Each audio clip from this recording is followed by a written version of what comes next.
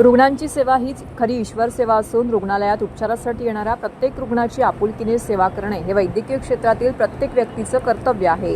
Civil रुग्णालयात उपचार घेतल्यानंतर रुग्ण बरा होऊन घरी जाताना जो आनंद आहे याची तुलना कशातच नसल्याचे प्रतिपादन जिल्हा शल्यचिकित्सक डॉक्टर कैलास पवार यांनी केले आहे। ठाणे जिल्ह्यात रुजू झालेल्या शुश्रूषा संवर्गातील अधिपरिचारिका यांना रुग्णालयात चालणाऱ्या कामकाजाची माहिती देण्यासाठी 3 दिवसीय कार्यशाळेचं आयोजन ठाणे सिव्हिल रुग्णालयामध्ये ठेवले होते।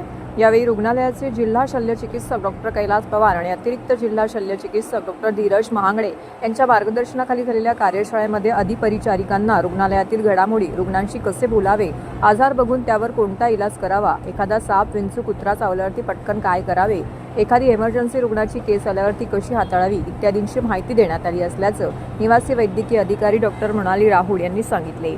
जिल्ह्यातील सिव्हिल, उपजिल्हा रुग्णालय, ग्रामीण रुग्णालय इत्यादी ठिकाणी सेवा बजावण्यासाठी 64 अधिपरिचारिका रुजू होणार आहे। शासकीय रुग्णालयात उपचारासाठी येणारा रुग्ण हा गरीब, ग्रामीण, दुर्गम, आदिवासी भागातील येणारा असतो। त्यामुळे रुग्णांशी सलोख्याने वागण्याचा सल्ला देखील यावेळी देण्यात आला आहे।